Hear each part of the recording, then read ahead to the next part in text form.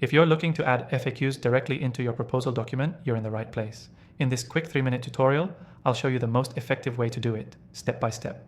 Stick around, because by the end of this video, you'll have a streamlined way of handling FAQs in proposals that will save you time and make your documents more professional. The first thing you want to do is prepare your FAQ content. Before adding anything into your proposal document, make sure you have the questions and answers ready. This might seem obvious, but you'd be surprised how many people try to add them on the fly.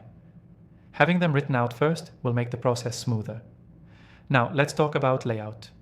You want your FAQ section to be clearly distinguishable from the rest of the proposal. One way to do this is by using a different font or style for the questions, like bold or italics.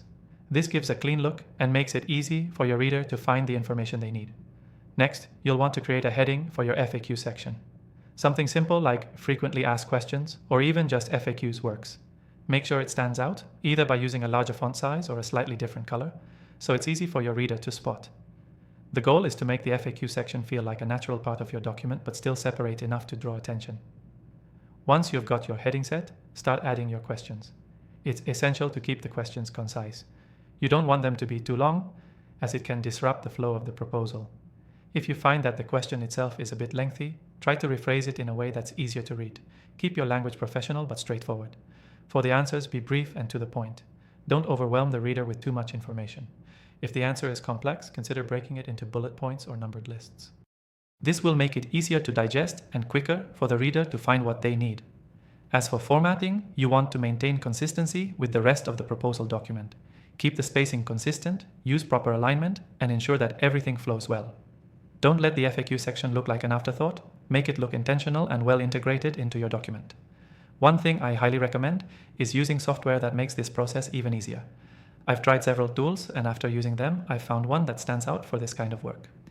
You can access an exclusive free trial of our software, linked in the description below. It will help you structure and format your proposal documents in minutes and make adding sections like FAQs much easier. Here's the key takeaway from today. To add FAQs directly into your proposal document, start with clear, concise questions and answers. Format the section for clarity and easy navigation, and always ensure it fits seamlessly into the rest of your proposal. Remember, professional formatting is just as important as the content itself. So, before you go, don't forget to take advantage of that exclusive free trial in the description below. It's a great way to streamline your process and make your proposal documents more effective and professional. Quick recap. Write your FAQs clearly, format them professionally, and integrate them smoothly into your proposal. Thanks for watching, and don't forget to check out the free trial to make your proposal writing even easier.